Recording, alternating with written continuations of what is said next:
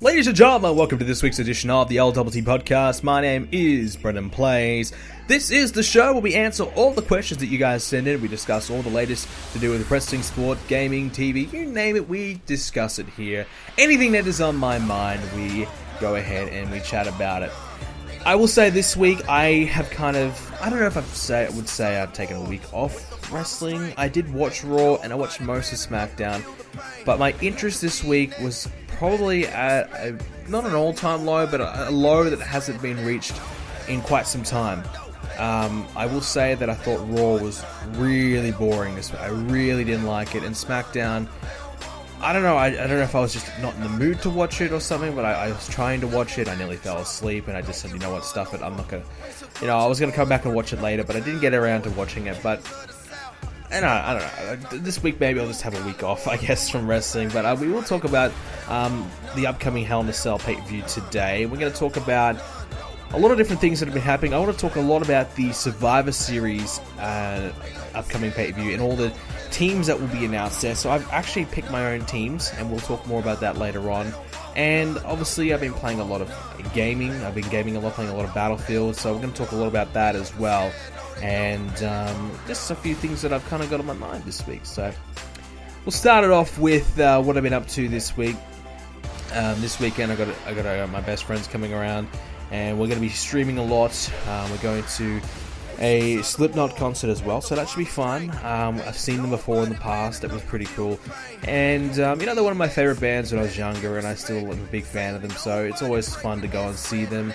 And that should be good. I think Lamb of God's going to be there as well, as maybe as like the opening act or something like that. So that should be pretty fun. So that's going to be happening tomorrow, so on Friday night. So I'll probably post a few tweets out about that when I'm there at the show.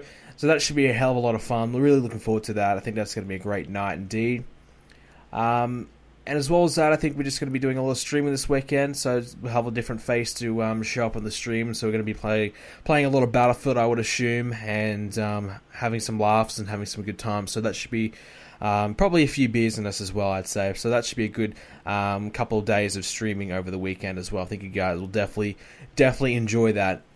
But as well as that, I've just kind of been...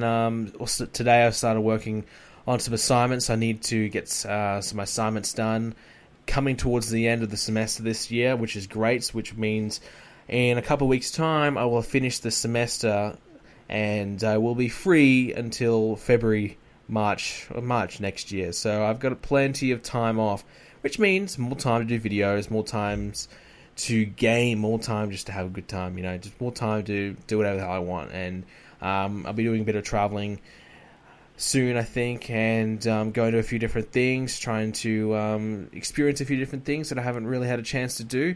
So it should be a good time. So we're looking forward to that. So that'll be the Christmas period and all things like that. So just a few more weeks to go, and I've kind of got that done. A couple more assignments to do, then a couple of exams to do as well. So just trying to get through that. So that's probably going to be a reason why you won't see too many videos from me.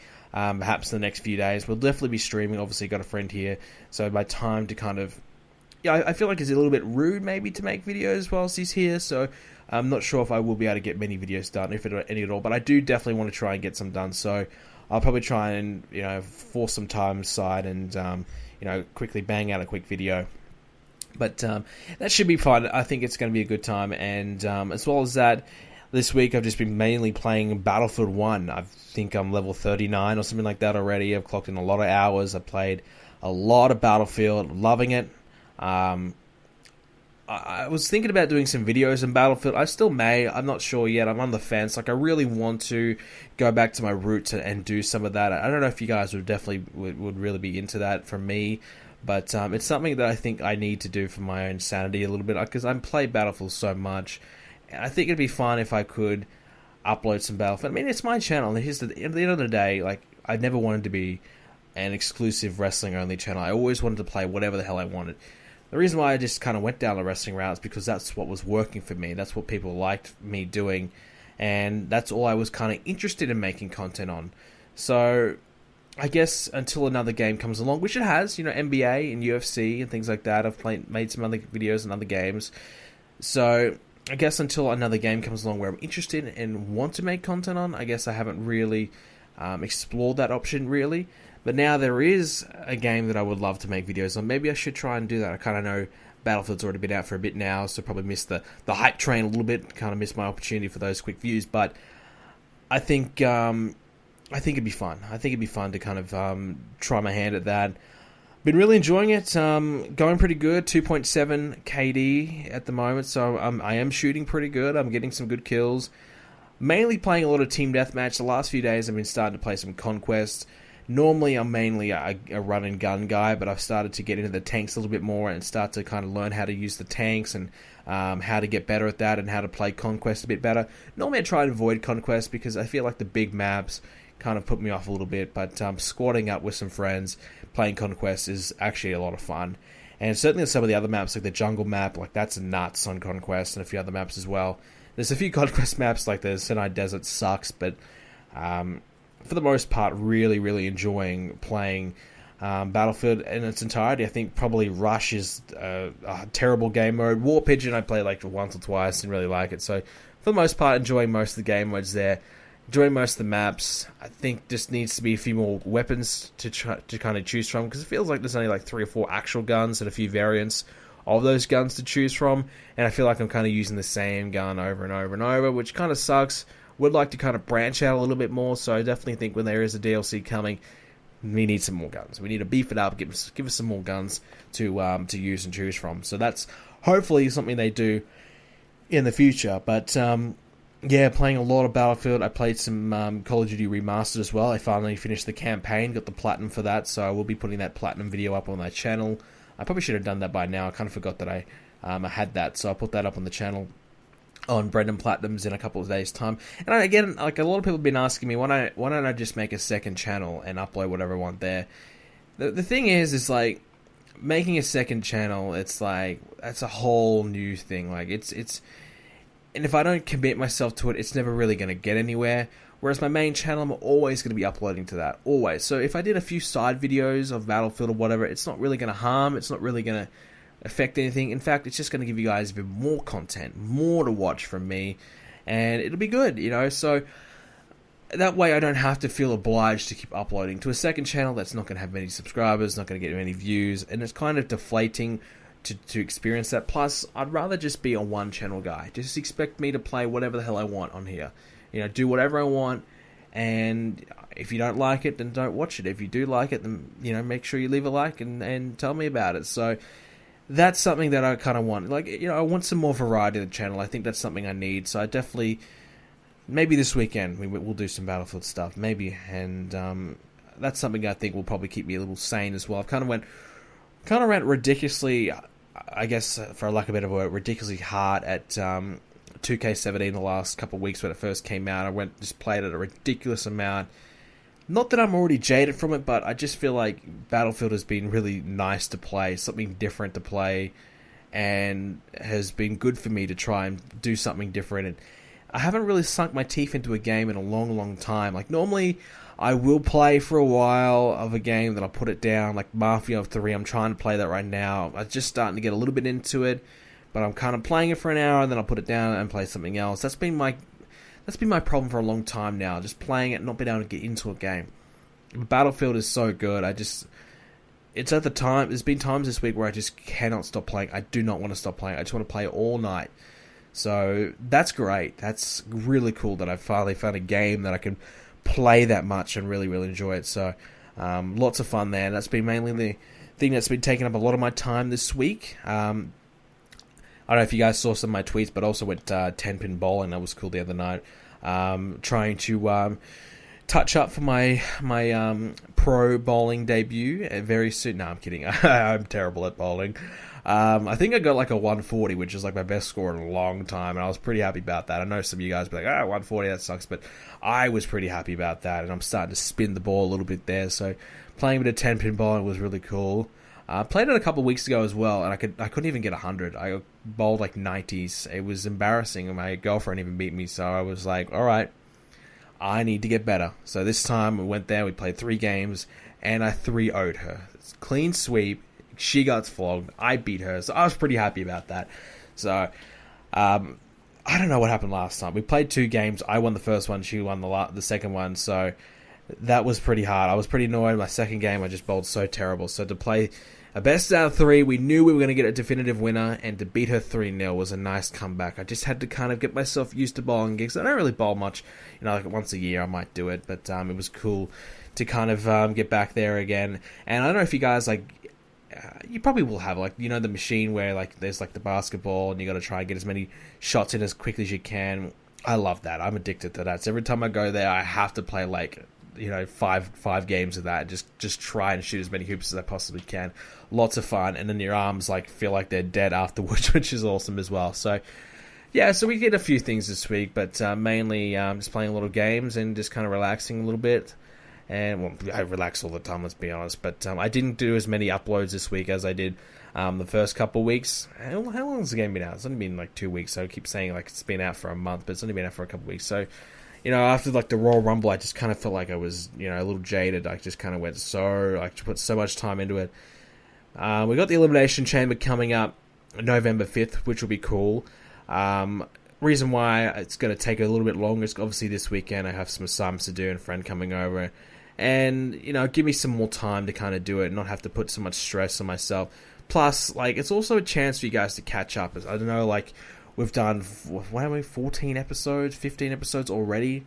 So we've kind of done a lot in a short period of time.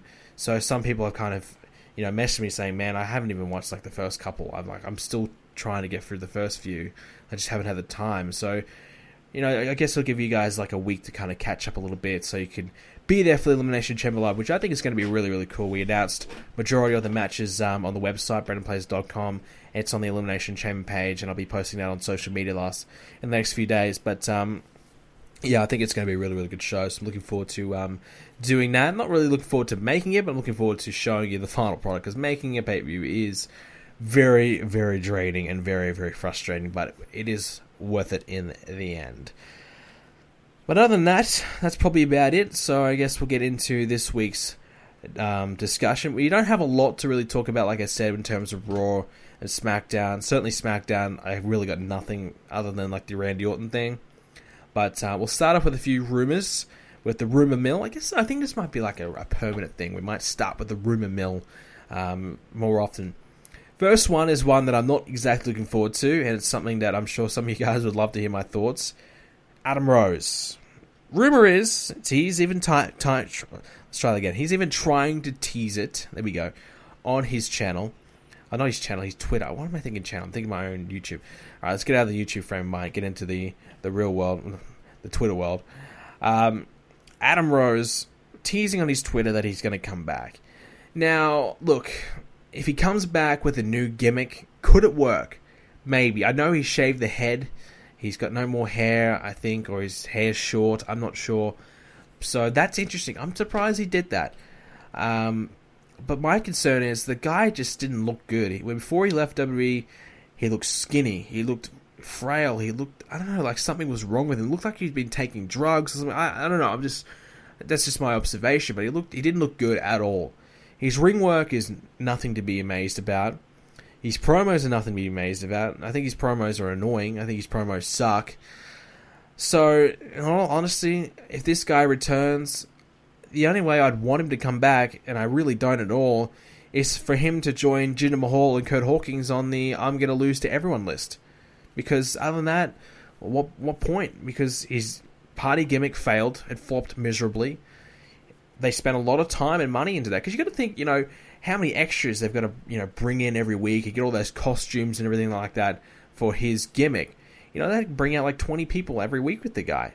And for him to not even draw a dime, people didn't give a fuck. He sucked. He flopped really badly. That's a lot of time, a lot of money and effort into trying to get this guy over it. And it really, really didn't work at all.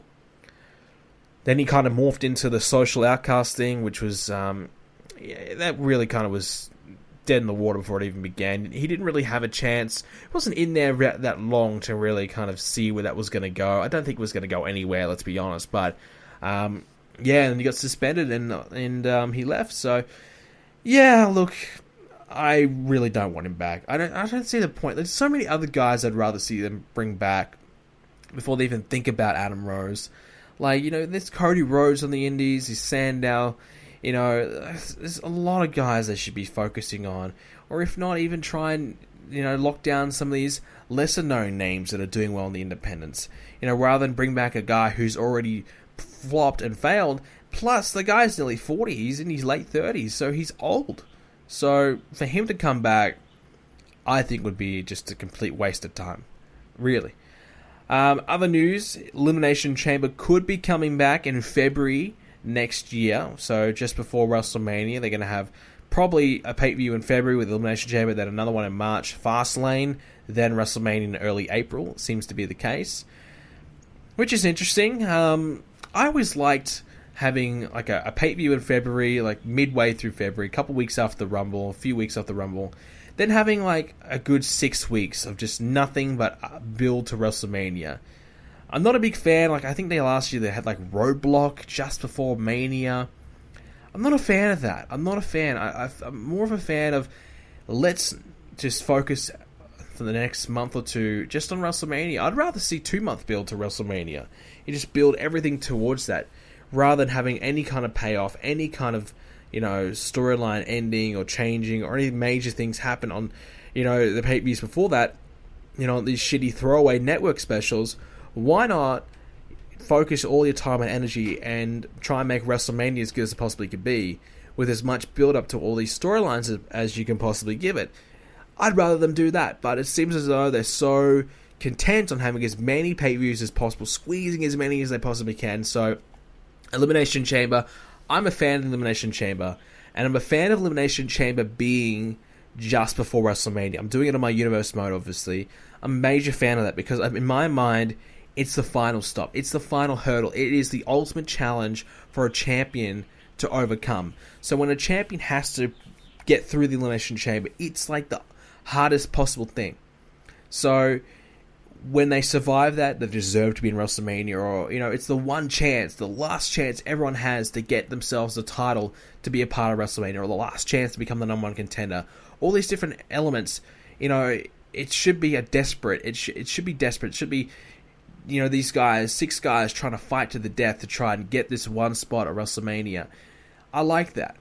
Now they don't focus it on that as much as I just kind of said, but in theory, I think it's a great concept.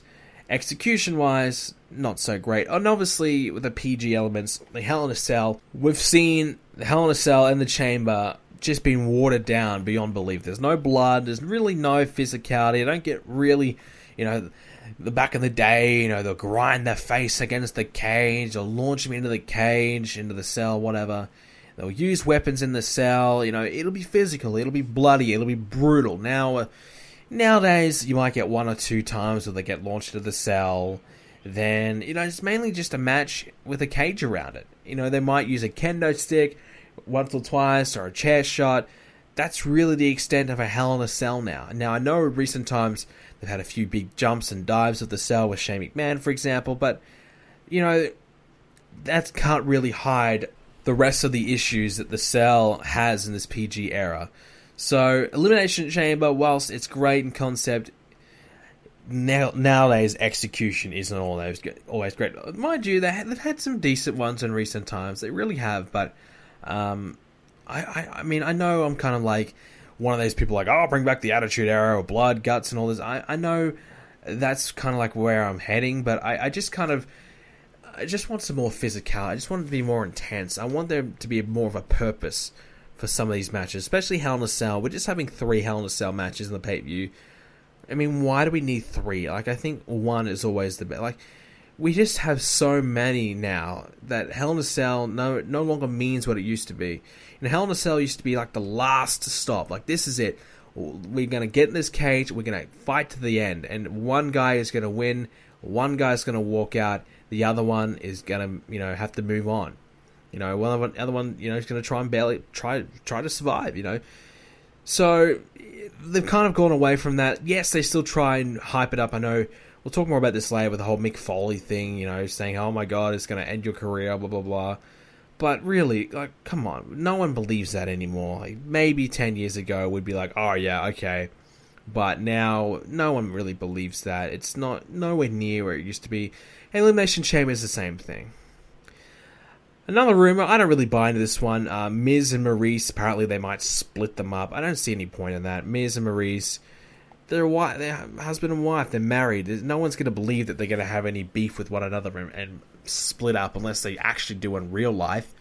So to split them up would be pointless, to be stupid, and plus it would probably hurt the Miz. I think him having Maryse there is a good fit, even though Maryse does literally nothing. That's fine. She just needs to look good and stand next to Miz. That's all she needs. And to be honest, there probably should be more of that. Someone like Eva Marie.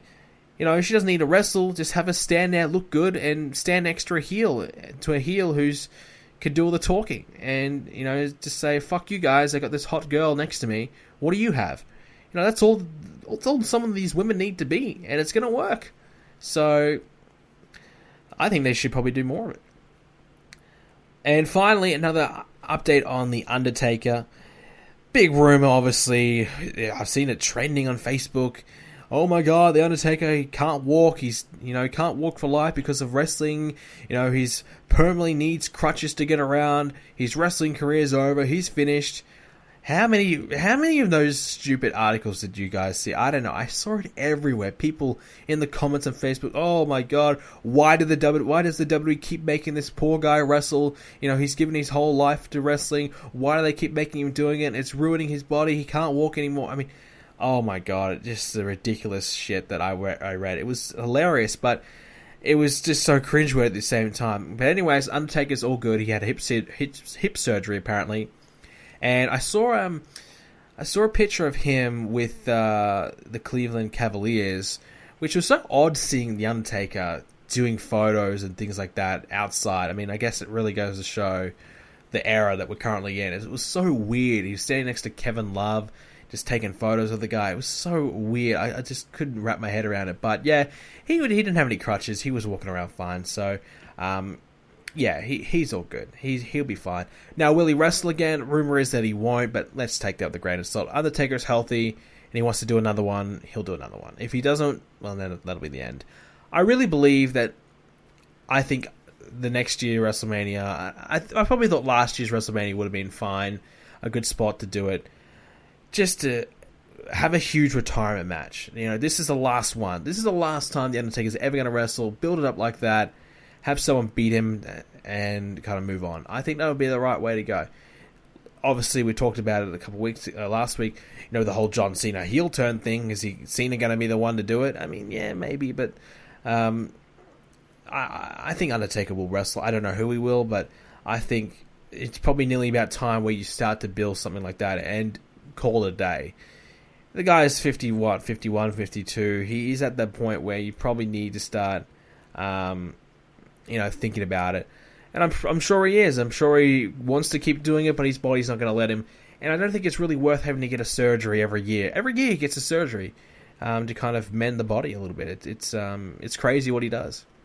But that's all the rumors this week. We'll move into Monday Night Raw. And I want to start it off with Paul Heyman. Now, was this one of the worst promos Heyman ever cut in his life? I think so. It's the worst one I've seen him cut since he returned to WWE.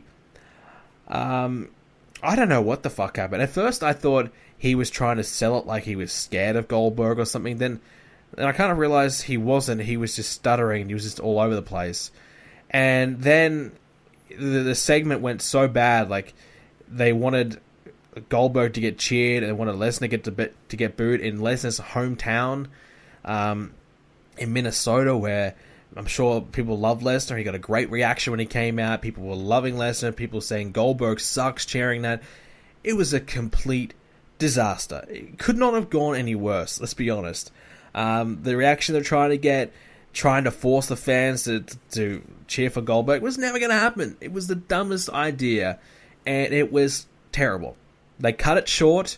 Apparently Vince McMahon hated it and he cut it short. It felt like it got cut short. It felt like they just played the music and I was like, oh, is that it? What? But yeah, it was a disaster. It was an absolute train wreck of a segment. Terrible. And I think, is Paul Heyman to blame? Yes, his promo wasn't great, but at the same time, poor booking, poor decision making, poor execution, poor ideas. It was terrible all around. It was just a disaster. Let's try and sweep it under the rug and forget about it because it was bad. But Lesnar looks good still, and I think it's now confirmed Survivor Series, Lesnar and Goldberg, which I think will be, like I said, I'm looking forward to it. I don't care about people saying, oh, these guys are old, their first match sucked, what makes you think the second one's going to be good? Like I said last week, I don't care if the match is good, I don't care about any of that, I just want to see Goldberg in there one more time, hit a spear, hit a jackhammer, and if I see that, I'm happy. And I think most fans should be like that, but nowadays fans want this, want amazing, like they want the best thing ever, like they want, a 5-star match every main event, every pay-per-view, they kind of expect that, which is, very difficult to live up to, and a guy like Goldberg, who's 49, who's not even a great worker at his prime, for him to come back and realistically, put on a great performance is very, very slim. I saw some pictures of him working out. He looks pretty good. He looks so he's in good shape. A lot of people said, oh, he's got a gut. He's looking fat. I mean, that's ridiculous. I saw a picture of him on Instagram. He looks good. He looks good. He's been training. He's been working hard. It seems like he's, hitting the gym a lot of hours every day trying to get ready for this match. So you got to give credit to the guy. I just hope he's also hitting the performance center and hitting the ring a little bit, trying to touch up on some of his wrestling skills as well. That's probably more what he needs to be doing. But yes, when he takes the shirt off in front of the crowd, he needs to look good. So let's hope he does get himself ready and prepared to go.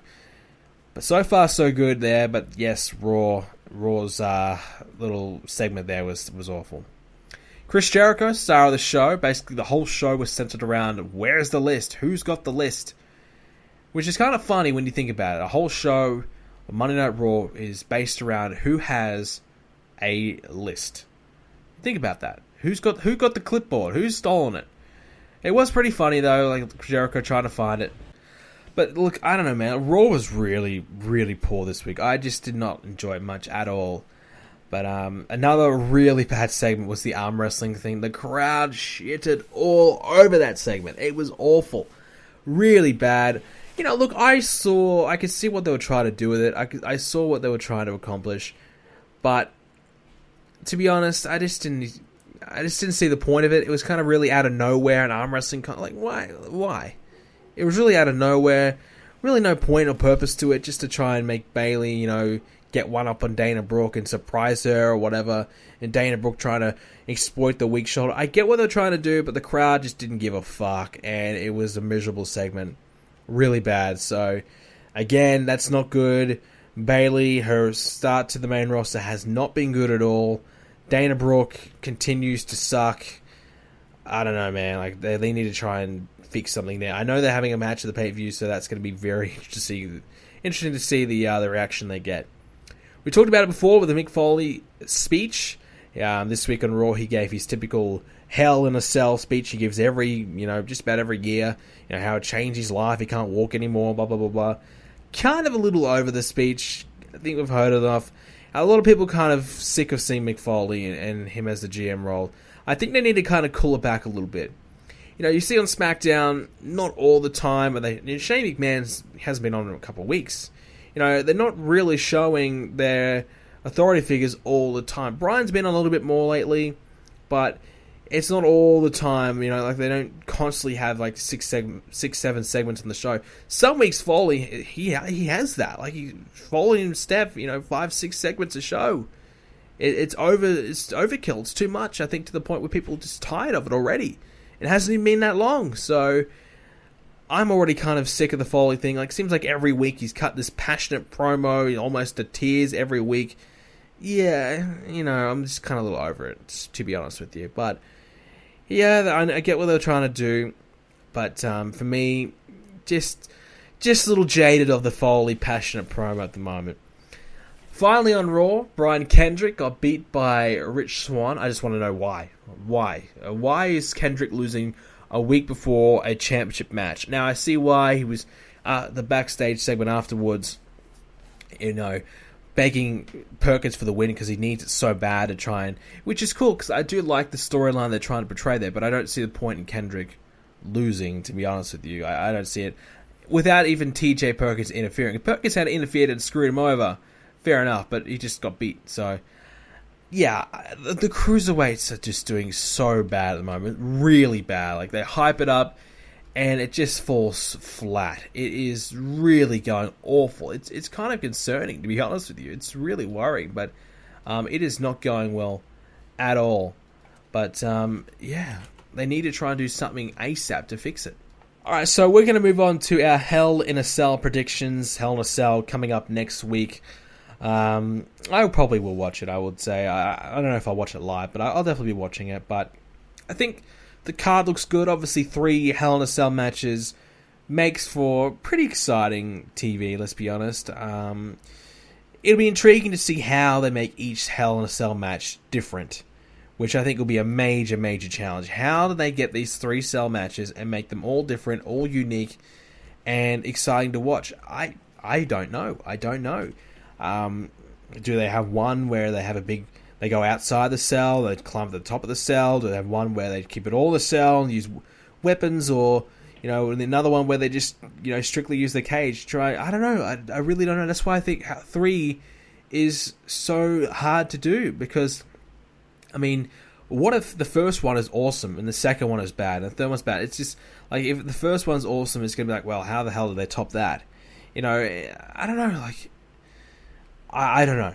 I don't know. I think it's a bad idea. I think it's overkill. Again, we're seeing too much. But anyways, speaking of the cruiserweights, Cedric Alexander, Lince Dorado, Sin Cara versus Tony Nese, Drew Gulak, and Arya Daivari, I believe that's how you say it, to start this off in a 6-man tag team match. For starters, I thought Lince Dorado was working as a heel. I thought one week he was teaming up with Tony Nese or something like that. So now he's a babyface again? I don't know.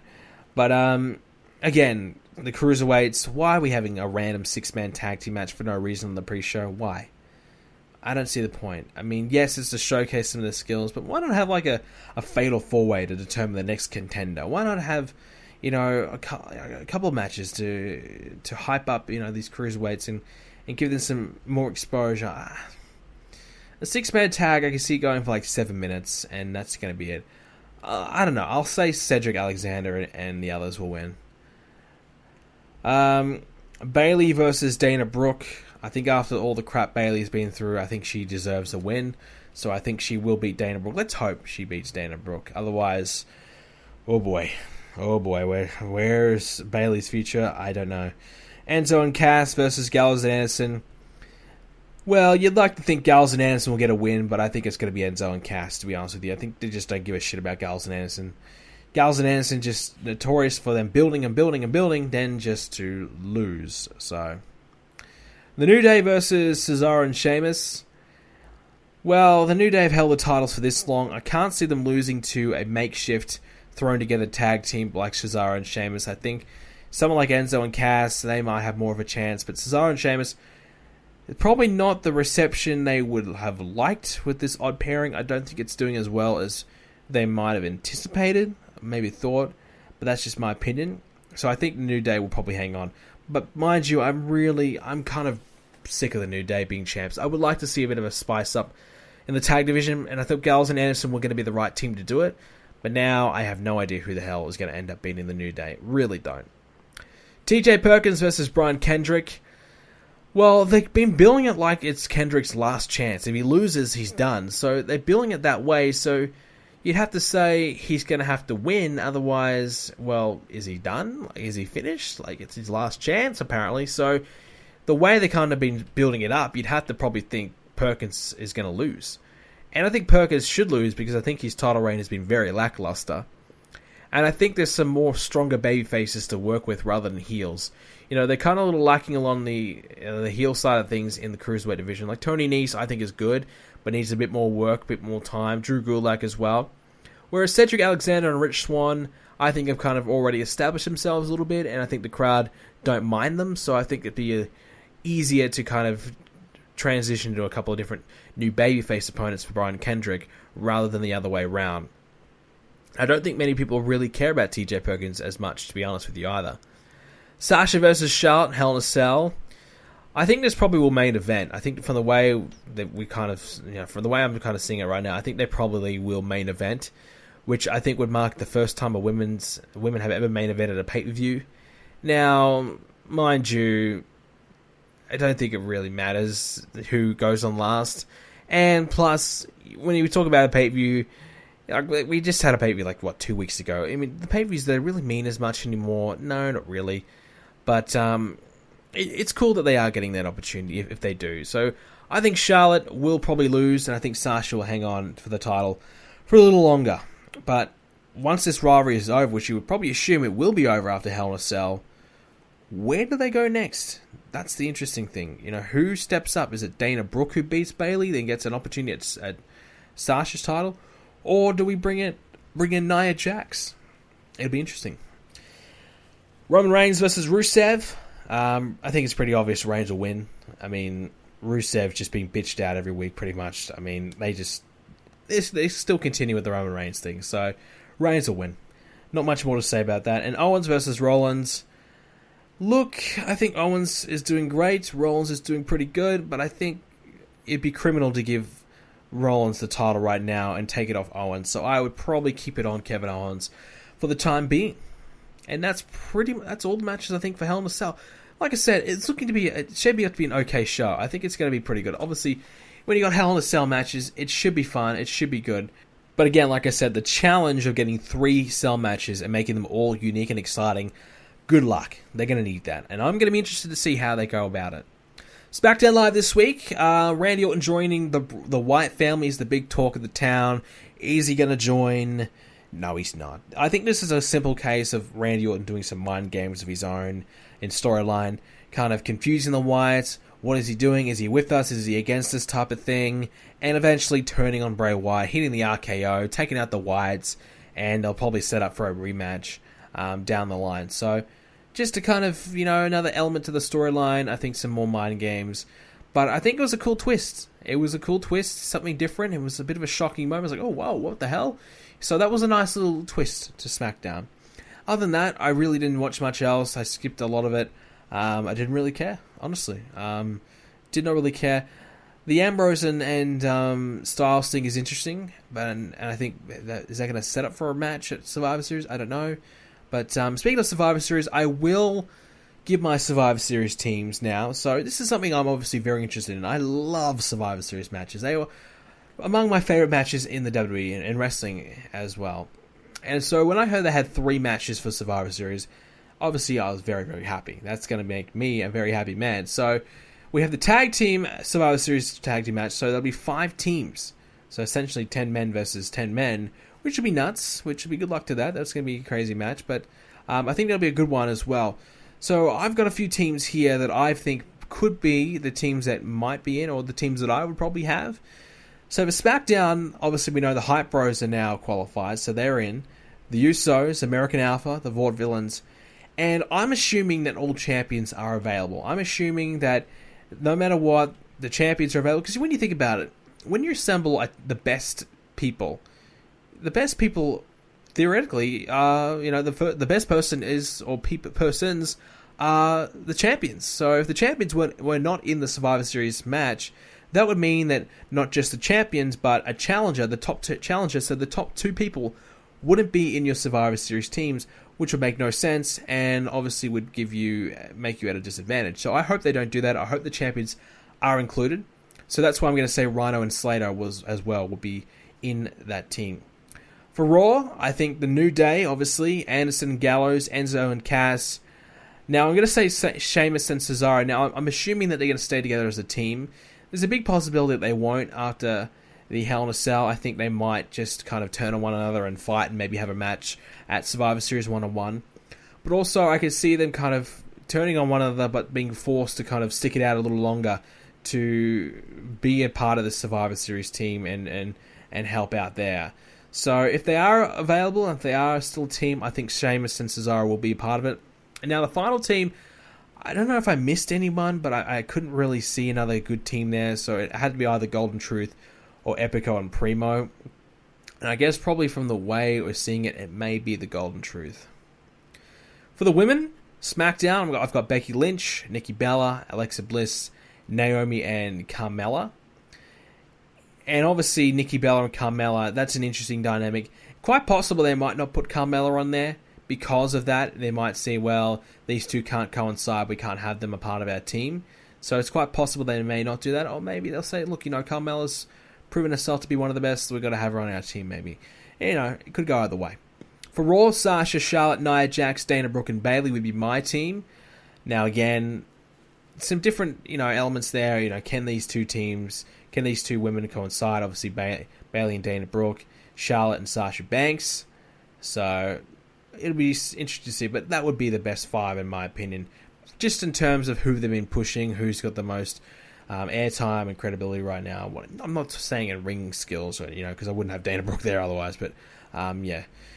And for the main guys, for the top guys, I would have AJ Styles for SmackDown, Randy Orton, Bray Wyatt, Dean Ambrose.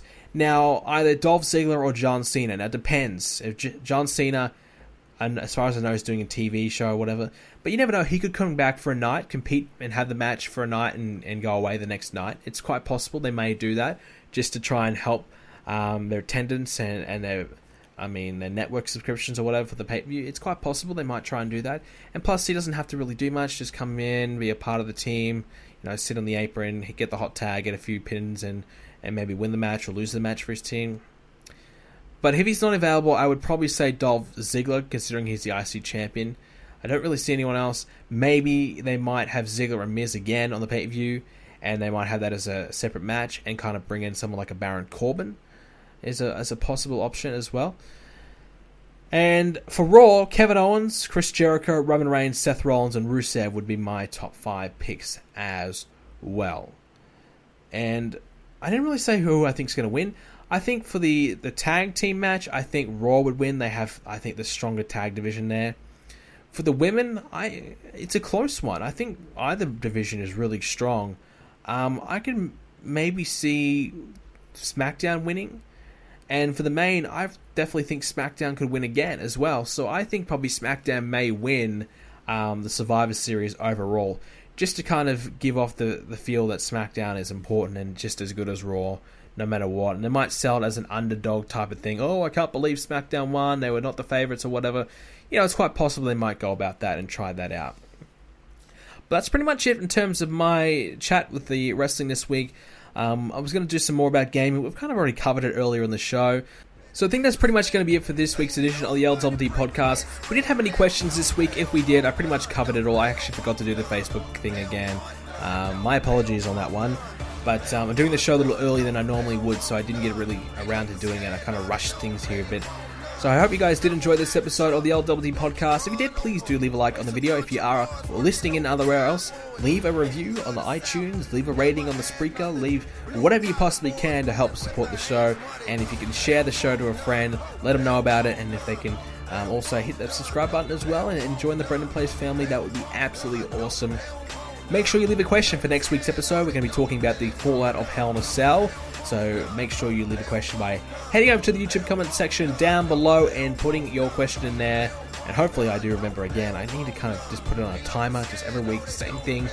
Leave a question on the Facebook page. Hopefully I do remember, and if you do, make sure you head over to the Facebook page. We hit 1,000 likes on the Facebook page as well, which was absolutely awesome. Really, really happy about that. So thank you so much for that. And like I said, we hit 50,000 and 2,000 Twitter followers, I think last week as well. So it's been a really great week in terms of some milestones and things like that. So really, really cool. But yes, so make sure you leave some questions. You can also leave a voicemail on the website, BrendenPlayz.com as well. And that's pretty much it from me, guys. I will probably be in a lot of Battlefield, so you may see me on the PS4 playing Battlefield. Hope you guys enjoyed the podcast. See you next week.